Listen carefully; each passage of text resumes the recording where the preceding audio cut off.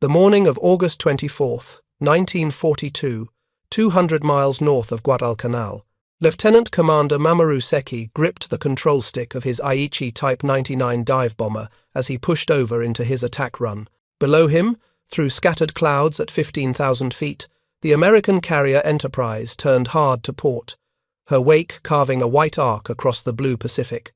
Around her, screening destroyers traced desperate patterns through the water, their anti-aircraft guns already hammering skyward toward Seki's formation.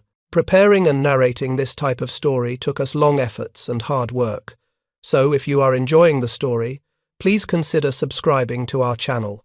The 23 dive bombers of Carrier Division 1 had found their target. Seki had trained for this moment for 3 years, practicing against towed targets in the inland sea, refining the art of the steep dive until it became instinct.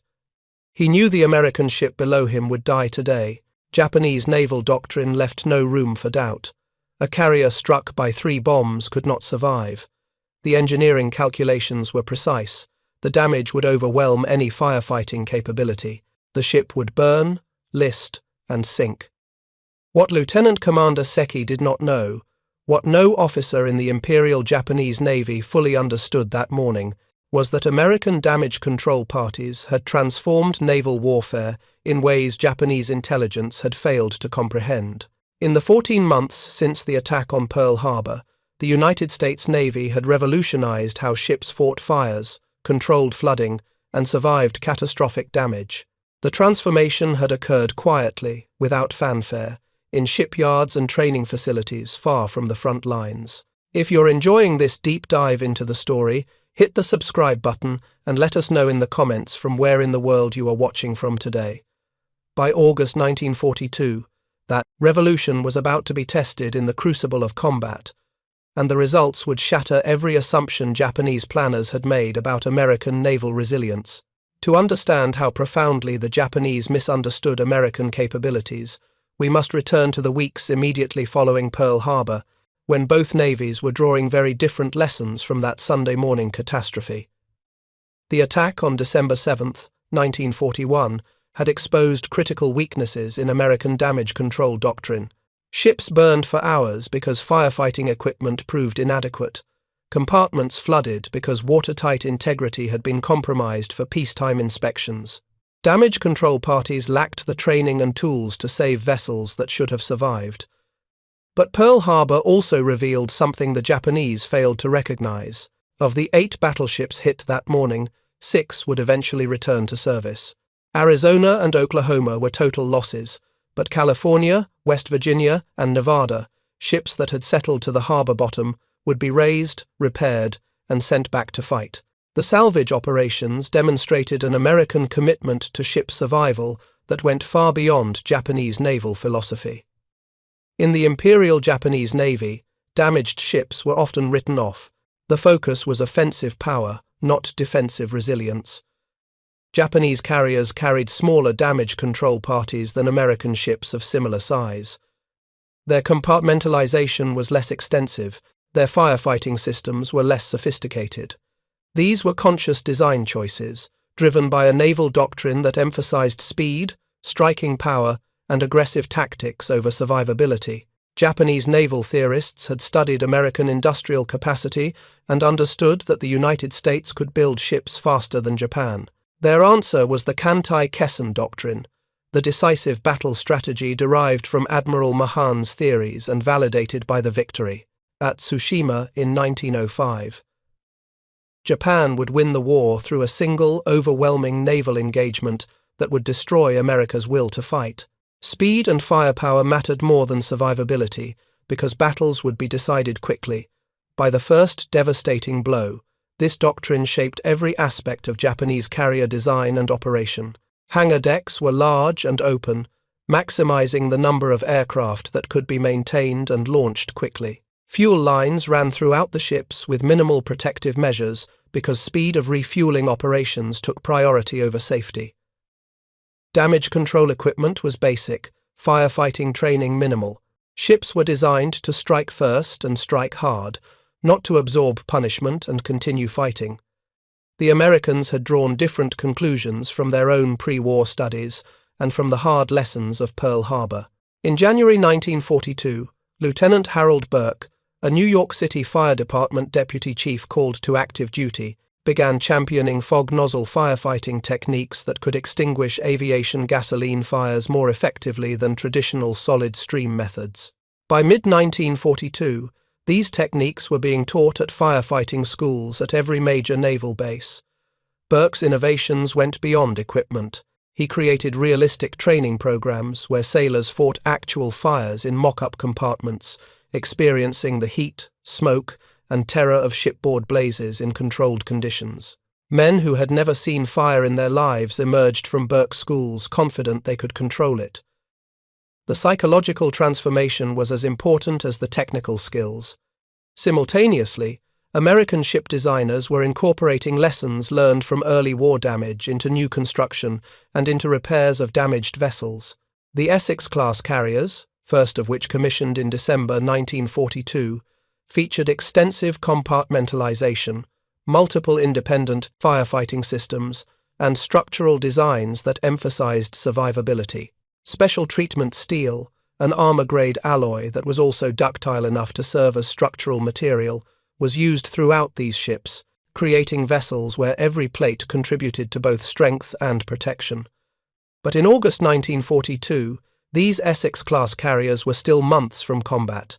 The fleet carriers available to fight in the South Pacific were older designs, built before the war, with less sophisticated damage control systems. Yorktown-class carriers like Enterprise and Hornet, and the converted battlecruiser Saratoga, would have to prove whether American damage control doctrine could overcome their design limitations. The Japanese had fought these carriers before. At the Battle of the Coral Sea in May 1942, aircraft from the carriers Shokaku and Zuikaku had struck Yorktown with a bomb that penetrated 5 decks and exploded deep in the ship. The blast killed 66 men and started serious fires. Japanese pilots reported the carrier heavily damaged, likely sinking. Yet 3 days later, Yorktown steamed into Pearl Harbor under her own power.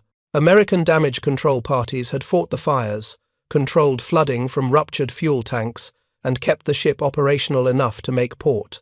The Japanese naval staff studied the report and concluded that their pilots had overestimated the damage. Carrier aviators, in the excitement of combat, often claimed more destruction than they had actually inflicted. This was a known problem in all navies. The analysts in Tokyo adjusted their assessments and moved on to planning the next operation, the attack on Midway that would draw out and destroy the American carrier force. What the Japanese failed to investigate was how Yorktown had survived. They did not analyze the damage control response that had saved the ship. They did not study the firefighting techniques that had extinguished gasoline fires in the hangar deck. They did not examine the compartmentalization that had contained flooding and prevented the ship from capsizing. The survival was dismissed as luck or as pilot error in damage assessment, not as evidence of a systematic American advantage in damage control capability. This pattern of dismissal would repeat itself throughout the summer of 1942. At the Battle of Midway on June 4th, Yorktown absorbed 3 bomb hits from aircraft launched by the carrier Hiryu. The bombs tore into the carrier's flight deck and detonated in the hangar and engineering spaces below. Fires erupted across multiple decks. The ship's boilers went offline, leaving her dead in the water. Japanese reconnaissance aircraft reported the carrier destroyed. 2 hours later, Yorktown's damage control parties had extinguished all major fires, restored power to the boilers, and brought the ship's speed back to 19 knots. When Japanese torpedo bombers returned for a second strike, they reported attacking a different carrier, not recognizing the burning hulk they had seen earlier. Only after 2 torpedoes struck Yorktown's port side did she finally lose power permanently and begin taking on the list that would eventually doom her. Even then, Yorktown refused to die quickly. Salvage parties boarded the drifting carrier on June 5th and worked throughout that day and into June 6th to save her. They were making progress, had reduced the list and were preparing to take the ship under tow, when the Japanese submarine Ione 68 penetrated the destroyer screen and fired 4 torpedoes. 2 struck Yorktown, 1 hit the destroyer Hammond alongside. The explosions finally caused mortal damage that the crew could not overcome. On the morning of June 7th, Yorktown rolled over and sank. The Japanese submarine commander's report noted that the carrier required 2 torpedo hits to finish her off, even after the extensive damage from aerial attacks 2 days earlier. This too should have alerted Japanese naval intelligence to unusual American damage control capabilities. A carrier that could survive 3 bombs, 2 torpedoes, and nearly 3 days adrift with salvage parties working to save her represented something unprecedented in naval warfare. Yet the official Japanese assessment focused on the victory of sinking an American carrier, not on the disturbing resilience it had demonstrated.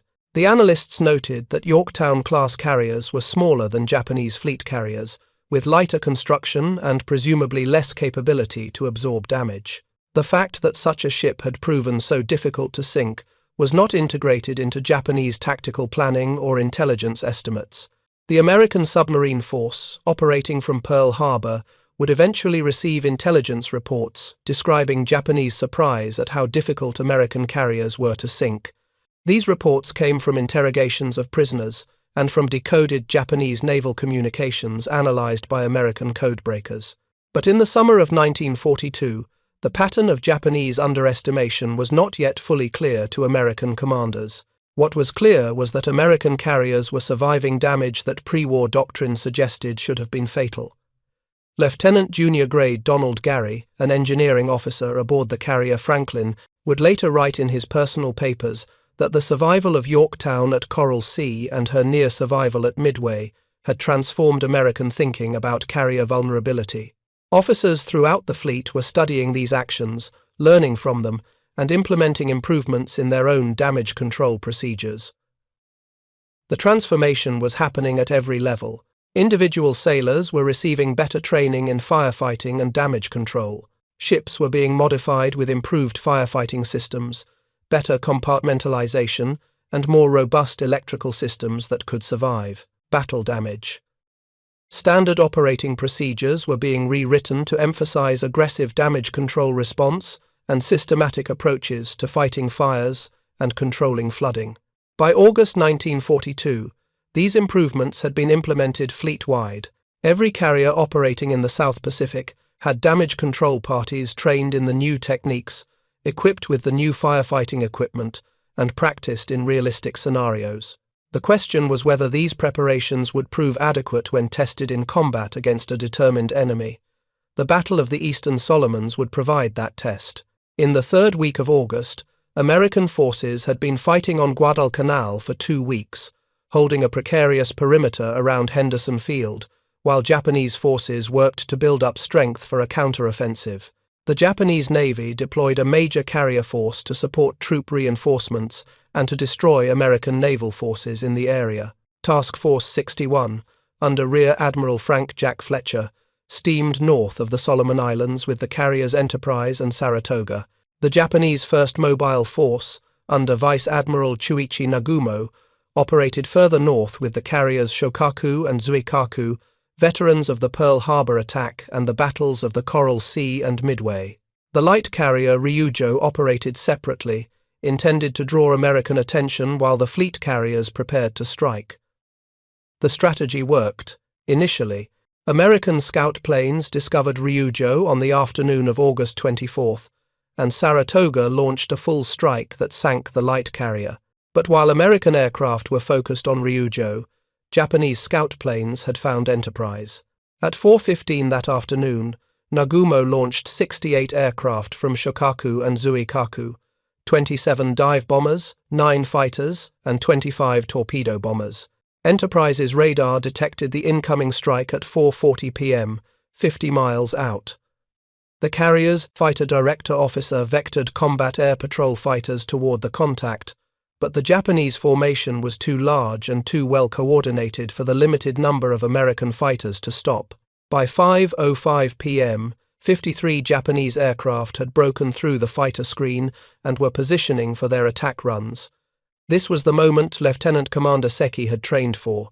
His formation of dive bombers climbed to 14,000 feet, positioning themselves up-sun from Enterprise to make visual detection more difficult. The torpedo bombers split into 2 groups, one approaching from each side of the carrier, forcing Enterprise's captain to choose which group to turn toward. The fighters swept ahead, strafing the carrier's deck to suppress anti-aircraft fire. At 5:12 p.m., Seki's dive bombers pushed over. 23 aircraft dove nearly vertically toward Enterprise, releasing their bombs in sequence to maximize the chances of hitting the violently maneuvering carrier. Anti-aircraft fire from Enterprise and her escorts filled the sky with black bursts of exploding shells.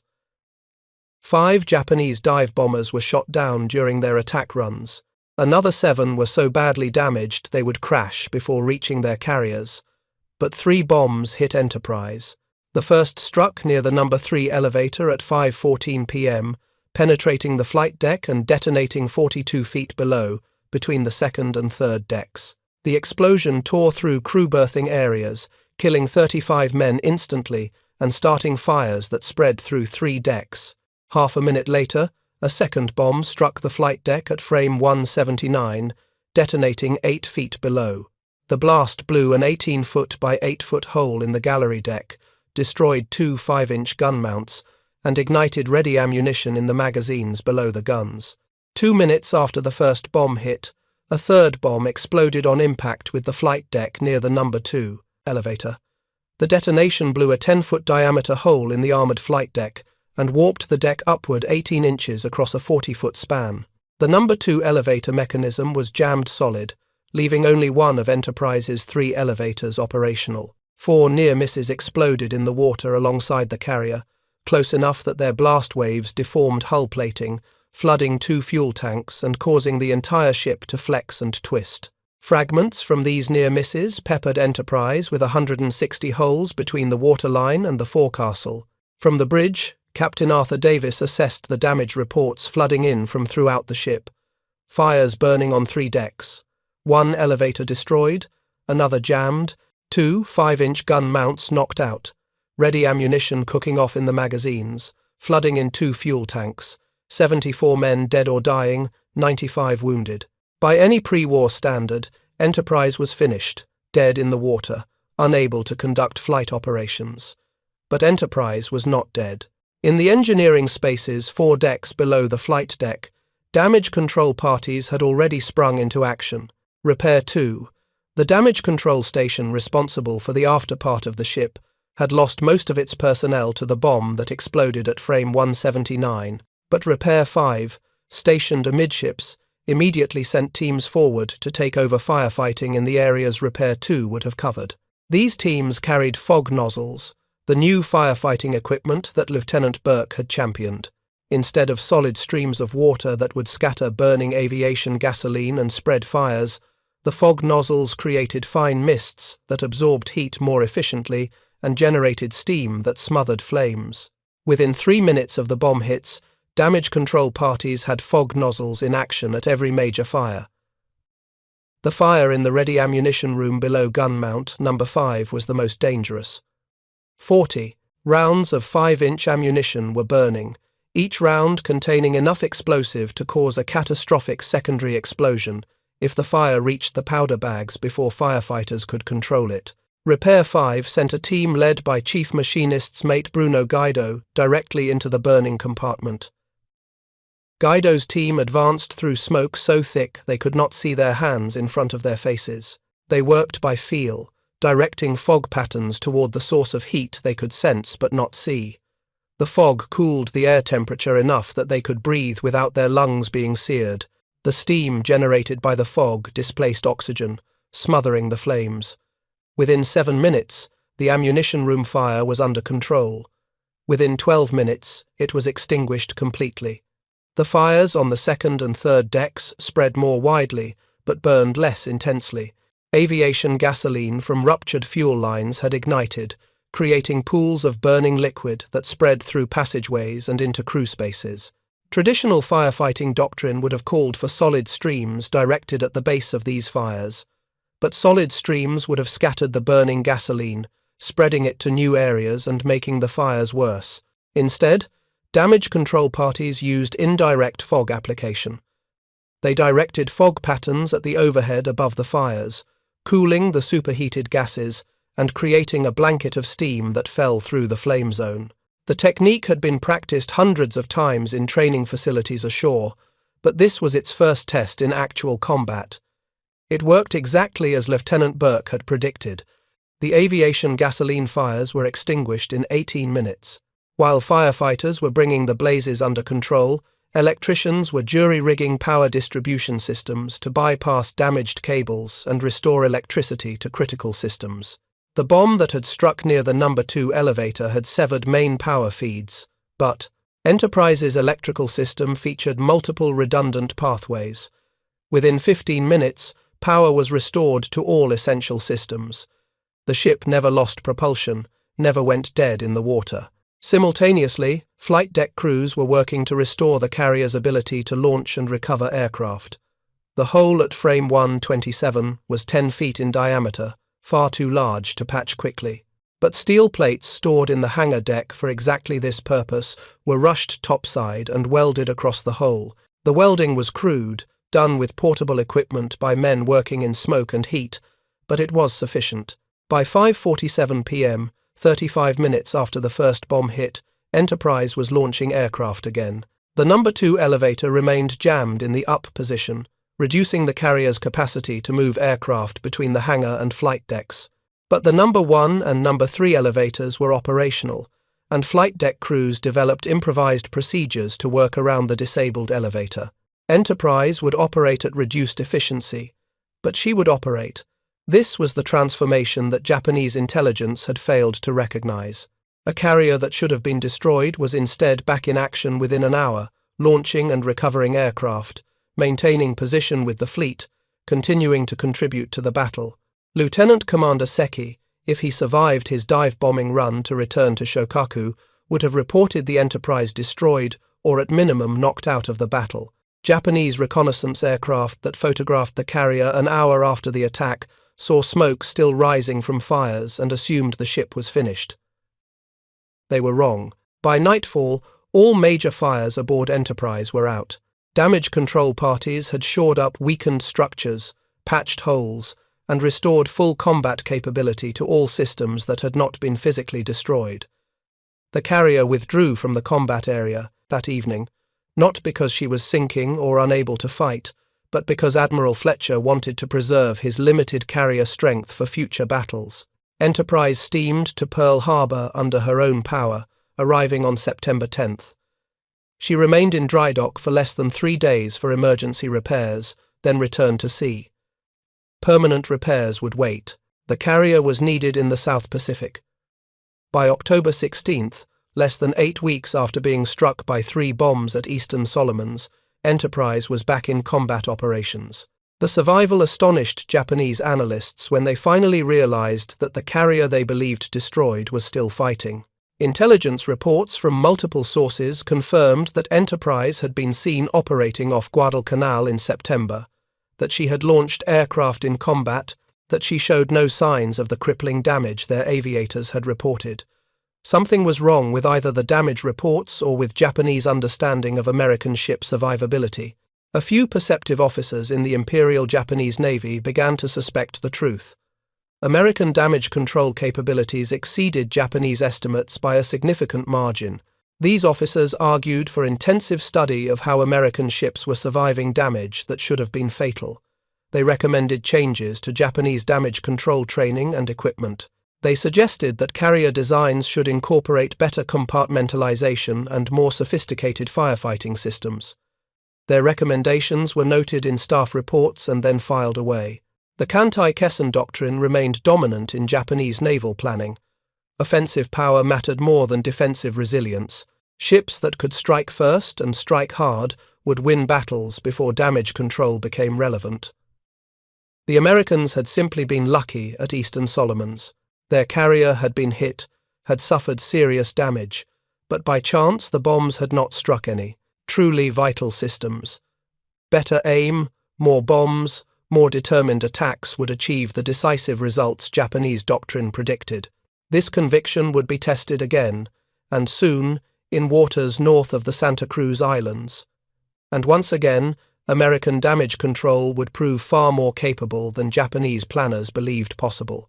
Preparing and narrating this type of story took us long efforts and hard work. So if you are enjoying the story, please consider subscribing to our channel. 2 months after Enterprise absorbed 3 bombs and fought on, the Japanese Navy prepared for another decisive carrier engagement. The Battle of the Santa Cruz Islands on October 26, 1942, would become the most violent carrier versus carrier clash of the entire Pacific War, and it would provide the most dramatic evidence yet that Japanese assessments of American damage control were fundamentally flawed. By late October, the struggle for Guadalcanal had reached a critical point. Japanese forces had launched multiple ground offensives to recapture Henderson Field, the airstrip that gave American forces control of the air over the southern Solomons. Each offensive had been supported by major naval operations, and each had failed. The October offensive would be the largest yet, supported by every carrier the Imperial Japanese Navy could deploy. Vice Admiral Chuichi Nagumo commanded the first mobile force with 4 carriers, the fleet carriers Shokaku and Zuikaku, the light carrier Zuiho, and the medium carrier Junyo. Together, these ships embarked approximately 200 operational aircraft, including the finest remaining pilots in the Japanese Naval Air Service. Many had fought at Pearl Harbor, at Coral Sea, at Midway. They were veterans, skilled, and determined to achieve the decisive victory that had eluded them in previous battles. The American force was smaller and weaker. Rear Admiral Thomas Kinkaid commanded Task Force 61 with just 2 carriers. Enterprise, still bearing scars from Eastern Solomons despite hasty repairs, and Hornet, which had seen less combat but carried an air group that included many replacement pilots with limited experience. Saratoga had been torpedoed by the submarine I-26 on August 31st and was under repair. Wasp had been torpedoed and sunk by I-19 on September 15th. These were the last 2 American carriers in the Pacific. The odds favored Japan decisively, 4 carriers against 2, 200 aircraft against approximately 150, more experienced pilots, better trained crews, superior tactical position. Japanese commanders were confident. This would be the decisive engagement that Kantai-Kessen doctrine predicted, the battle that would destroy American carrier power and force the United States to abandon Guadalcanal. At dawn on October 26th, scout planes from both forces found their targets almost simultaneously. Enterprise launched 16 dive bombers on a search pattern that carried 500-pound bombs, allowing them to attack if they found Japanese ships. 2 of these scouts discovered Nagumo's carriers at 7 to 10 a.m. and immediately dove on the light carrier Zuiho, scoring 2 bomb hits that blew a hole in her flight deck and knocked her out of the battle. But Nagumo had already launched his first strike wave by then. 125 aircraft, including 27 dive bombers, 25 torpedo bombers, and the rest fighters, were in the air by 7 to 10 a.m., heading toward the American carriers. A second wave of 44 aircraft followed by 8:22 a.m. The Japanese were committing nearly every available aircraft to overwhelming the American force in a single, massive blow. The American carriers scrambled to launch their own strikes while preparing for the Japanese attack they knew was coming. Hornet got her strike off first, 54 aircraft away by 7:30 a.m. Enterprise launched. Her strike at 8 o'clock, though with fewer aircraft. The opposing strike groups passed each other in mid-flight, Japanese aircraft heading southeast toward the American carriers, American aircraft heading northwest toward the Japanese force. The first Japanese strike found both American carriers but chose to focus on Hornet, which had the smaller escort group. At 9:09 a.m., the attack began. Hornet's combat air patrol fighters and anti-aircraft guns fought desperately, shooting down 12 of 15 dive bombers and at least 10 of the torpedo bombers. But the surviving Japanese aircraft inflicted catastrophic damage. 3 bombs struck Hornet in quick succession. The first hit the starboard side of the flight deck. The second and third were carried by the Japanese squadron leader, whose aircraft had been badly damaged by anti-aircraft fire. He used his remaining control to fly directly into the flight deck where both bombs exploded. This deliberate crash, one of the first kamikaze-style attacks of the war, was followed immediately by 2 torpedo hits in the engineering spaces on the starboard side. As Hornet reeled from these impacts, another damaged Japanese aircraft crashed into her port side near the bow. Within 12 minutes, Hornet had been struck by 3 bombs, 2 torpedoes, and 2 crashing aircraft. Fires burned across 3 decks. The engineering spaces were flooded. Electrical power failed throughout the ship. Hornet went dead in the water, listing, burning, and apparently doomed. 20 minutes later, the second Japanese strike wave arrived. But instead of finishing off Hornet, these aircraft chose to attack Enterprise, which appeared undamaged and therefore more dangerous.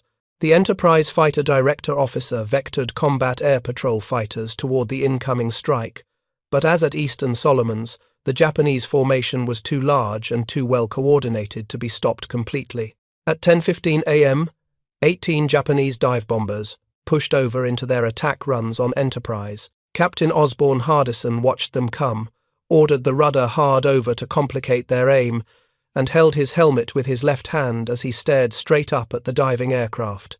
The anti-aircraft guns from Enterprise and her escorts filled the sky with fire. 14 of the 18 dive bombers were shot down, but 2 bombs hit Enterprise. The first struck at 10:17 a.m., penetrating the flight deck near the forward elevator and exploding 50 feet below on the hangar deck. The blast destroyed 7 aircraft, killed 40 men, and started fires on 3 decks.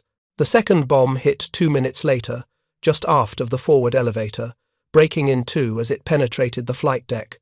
One half exploded on the hangar deck. The other half detonated 2 decks below, wiping out a repair party and a medical team that had been responding to the first bomb hit. 2 near misses exploded alongside Enterprise's starboard side, close enough that the blast waves caved in hull plating by 3 inches and breached 2 fuel tanks. The shock knocked 2 aircraft overboard and loosened the forward elevator in its guides. Fragments peppered the hull with 160 holes. 44 men were dead, 75 wounded. Once again, by pre-war doctrine, Enterprise should have been finished. The forward elevator was damaged and inoperable. Fires burned on the hangar deck and on 2 decks below. The fuel tanks were leaking. The hull was breached in multiple places. But once again, Enterprise's damage control parties went into action with speed and efficiency that would have been impossible a year earlier. Repair 2 and Repair 5 responded immediately to the fires on the hangar deck and in the spaces below. Teams advanced into burning compartments with fog nozzles, creating steam barriers that allowed them to approach fires that solid streams would have been unable to reach. The aviation gasoline fires that had started when aircraft on the hangar deck were ignited were extinguished using indirect fog application through ventilation ducts, cooling spaces from above before teams entered to ensure complete extinguishment. The fire on the hangar deck was controlled within 8 minutes. The fires on the lower decks took longer because the bomb had destroyed access routes, forcing damage control parties to cut through twisted steel to reach the seat of the fires. But by 10:40 a.m., 23 minutes after the first bomb hit, all major fires were under control. By 11:05 a.m., less than an hour after the attack, they were completely out. While firefighters were bringing the blazes under control, other damage control parties were addressing the flooding from the breached fuel tanks. The tanks were empty, having been pumped down before the battle in anticipation of possible damage, so flooding was limited to seawater entering through the hull breaches. Portable pumps were set up, and the water was controlled before it could spread to adjacent compartments. Most remarkably, flight deck crews restored Enterprise to operational status with astonishing speed. The hole in the flight deck from the second bomb was smaller than the hole at Eastern Solomons, and steel plates were welded over it quickly. The forward elevator was jammed, but the after elevators were operational. By 11 o'clock a.m., Enterprise was recovering aircraft again. By 11:30 a.m., she was launching combat air patrols. The transformation took 55 minutes, from first bomb hit to full operational capability. A carrier that Japanese pilots would report as heavily damaged or destroyed was instead back in action, the only American carrier still capable of flight operations in the South Pacific. For the rest of October 26th, Enterprise maintained combat air patrols, searched for Japanese ships, and controlled air operations for both her own aircraft and survivors from Hornet's air group. Hornet, by contrast, could not be saved. The damage from 3 bombs, 2 torpedoes, and 2 crashing aircraft overwhelmed her damage control capabilities. Fires spread faster than they could be controlled. Flooding exceeded the capacity of available pumps. By late afternoon, with Japanese surface forces approaching and no hope of restoring power or propulsion, the order was given to abandon ship. Destroyers attempted to sink Hornet with torpedoes and gunfire to prevent her capture, but she refused to go down quickly. Japanese destroyers finished her off that night with long-lance torpedoes. The loss of Hornet left Enterprise as the only operational American carrier in the entire Pacific. Saratoga was still under repair from her torpedo damage. No other carriers would be available for weeks. If Enterprise were knocked out, the United States would have no carrier capability in the Pacific theater until Essex-class carriers began commissioning in late December. Japanese commanders knew they had achieved a tactical victory at Santa Cruz. They had sunk an American carrier and damaged another. They had shot down dozens of American aircraft, but the cost had been unexpectedly high. 148 Japanese aircrew were killed or lost, the highest single-day loss of carrier aviators to date. Shokaku had been hit by multiple bombs and would be out of action for 9 months. Zueho was damaged. Most critically, the Japanese air groups were exhausted, having flown multiple strikes in a single day, and Enterprise, the carrier they believed they had destroyed or at minimum knocked out of the battle, was still fighting. Intelligence reports over the following days confirmed that Enterprise had been seen operating off Guadalcanal, launching and recovering aircraft, showing no signs of the crippling damage Japanese pilots had reported. Once again, American damage control had achieved results that Japanese doctrine suggested should have been impossible. If you find this story engaging, please take a moment to subscribe and enable notifications. It helps us continue producing in-depth content like this. The pattern was undeniable now. 3 separate actions, Coral Sea, Eastern Solomons, and Santa Cruz, had seen American carriers survive damage that should have been fatal. Yet Japanese naval intelligence continued to underestimate American damage control capabilities. The analysts in Tokyo acknowledged that American ships seemed unusually resilient, but they attributed this to luck, to poor bomb and torpedo quality, to anything except a systematic American advantage in survivability. Part of this blindness was cultural.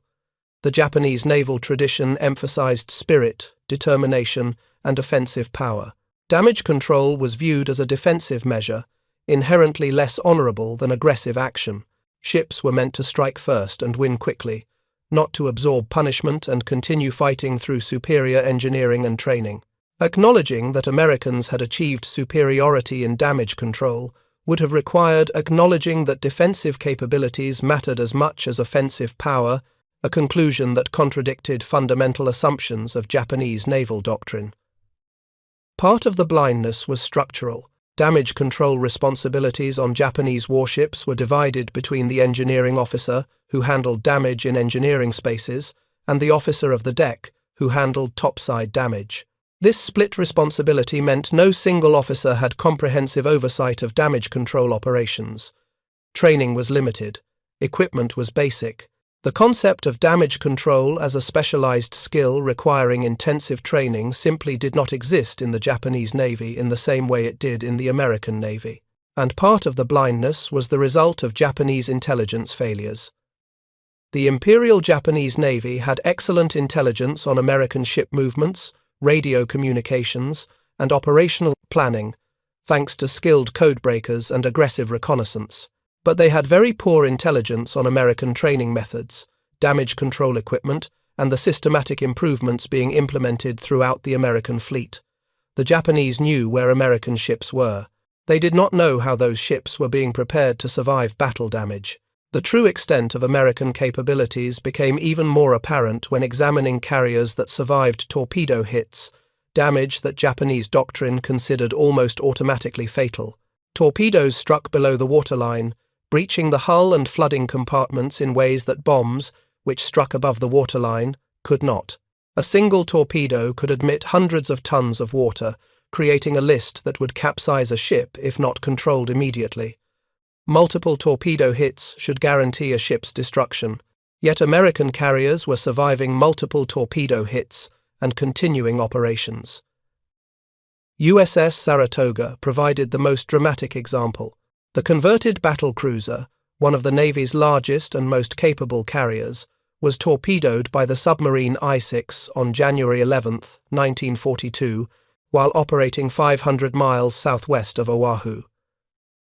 The torpedo struck the port side, flooding 3 boiler rooms and killing 6 crew members. The explosion was powerful enough to be felt throughout the ship, and the initial damage reports suggested Saratoga was finished. But Saratoga's damage control parties responded immediately. The flooding was contained by closing watertight doors and shoring up damaged bulkheads. Portable pumps supplemented permanent pumping systems to control water accumulation. Counter-flooding on the starboard side corrected the list before it could become dangerous.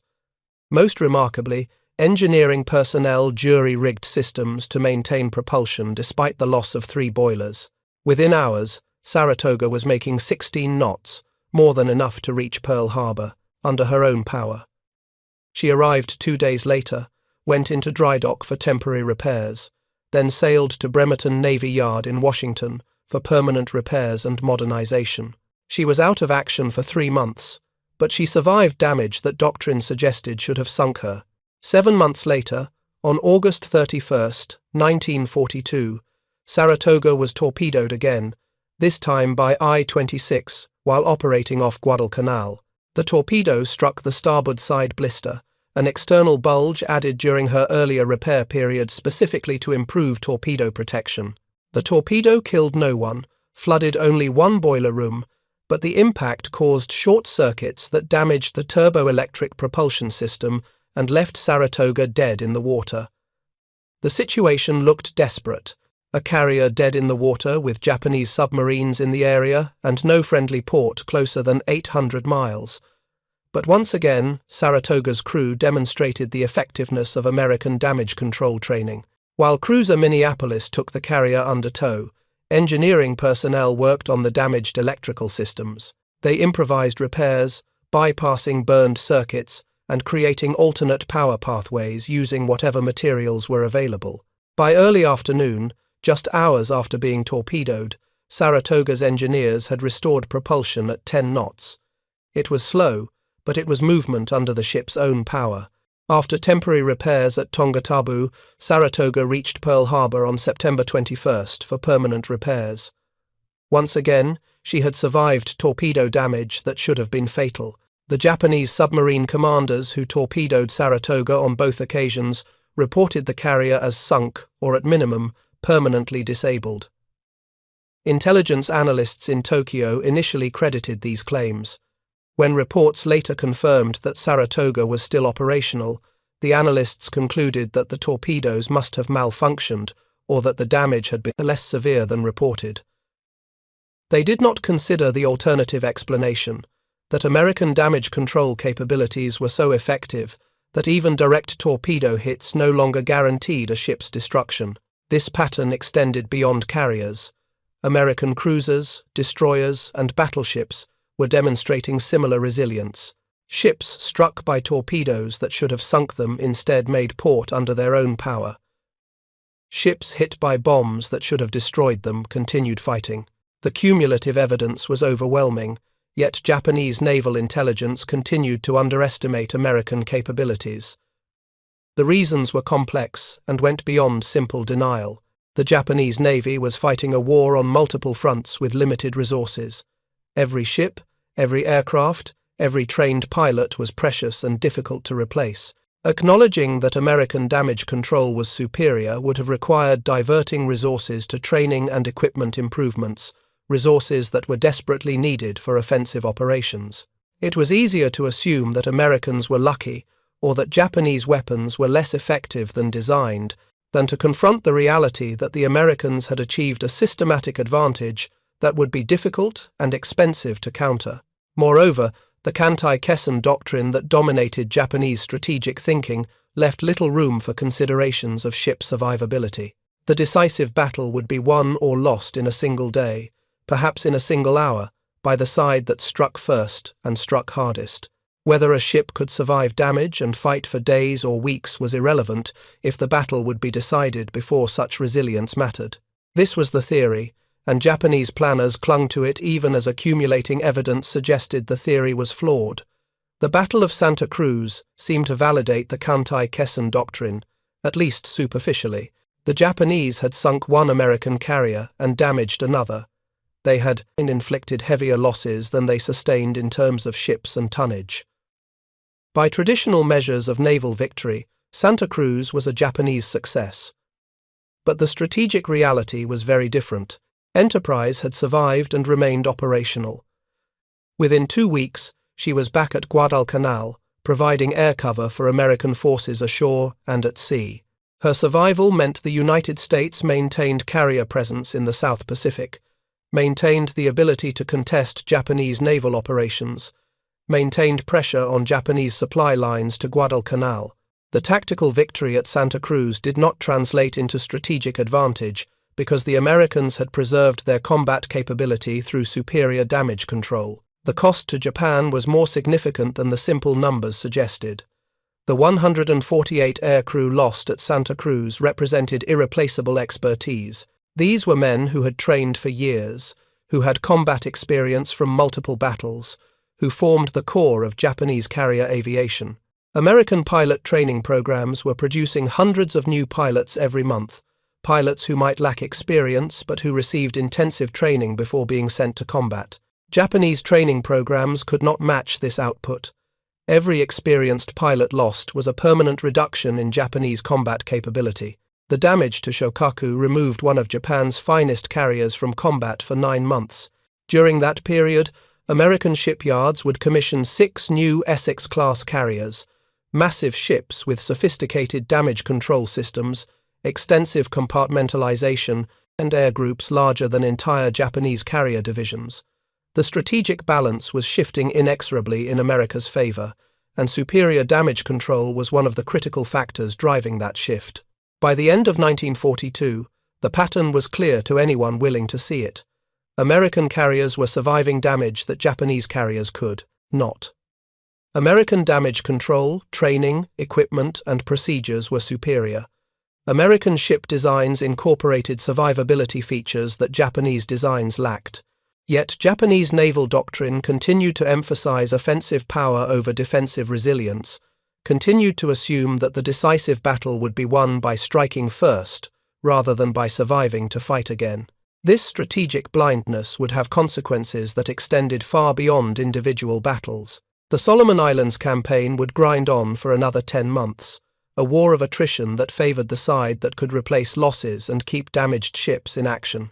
The Japanese could not match American industrial output, but they also could not match American ability to save damaged ships and return them to combat.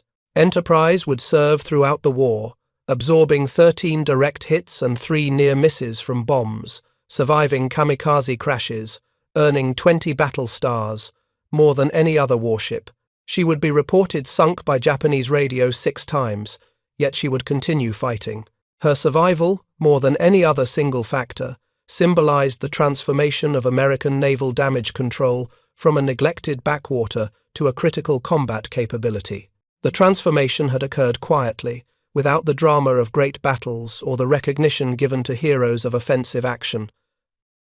Harold Burke never received a medal for revolutionizing naval firefighting. The damage control parties who saved Enterprise at Eastern Solomons and Santa Cruz were rarely mentioned in official dispatches. The engineers who designed Essex-class carriers with superior compartmentalization and survivability features remained anonymous. Yet their contributions were as significant as those of the admirals who planned battles or the pilots who flew strikes. By dismissing American damage control capabilities, by assuming that their own offensive power would always be sufficient, the Japanese Navy made a strategic error that contributed to their ultimate defeat. They built ships designed to strike first and win quickly. The Americans built ships designed to survive, to absorb punishment, to keep fighting.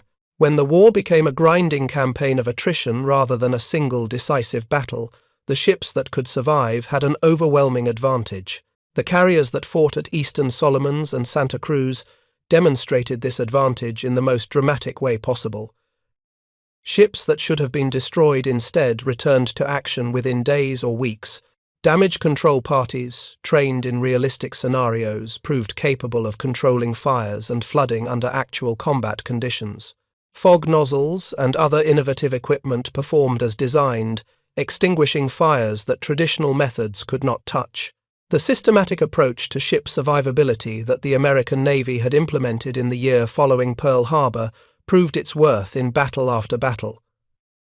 The Japanese recognized this eventually, but far too late. By 1943, when Japanese naval architects began incorporating improved damage control features into new ship designs, American industrial superiority had already shifted the balance decisively. The Essex-class carriers entering service were not only larger and more capable than Japanese carriers, they were also far more survivable. Japanese damage control training remained inferior. Japanese firefighting equipment remained basic. The institutional culture that emphasized offensive power over defensive resilience never fully changed. And so the pattern that had emerged at Coral Sea, at Eastern Solomons, at Santa Cruz, continued throughout the war. American ships survived damage that would have destroyed Japanese ships. American carriers absorbed multiple bomb and torpedo hits and continued fighting. American damage control parties saved vessels that enemy commanders had reported sunk. The cumulative effect was devastating to Japanese naval capabilities, and it was a defeat that began with underestimation, with dismissal of an enemy capability that seemed unglamorous and defensive, but proved to be strategically decisive. The chaplain who had fought fires on Franklin's hangar deck, the engineers who had kept Enterprise's engines running despite flooding and fire, the damage control parties who had extinguished aviation gasoline blazes with fog nozzles, the naval architects who had designed ships with redundant systems and superior compartmentalization. These were the unsung heroes whose contributions turned the tide of the Pacific War as surely as any admiral's strategy or pilot's courage. Thank you for watching. For more detailed historical breakdowns, check out the other videos on your screen now, and don't forget to subscribe.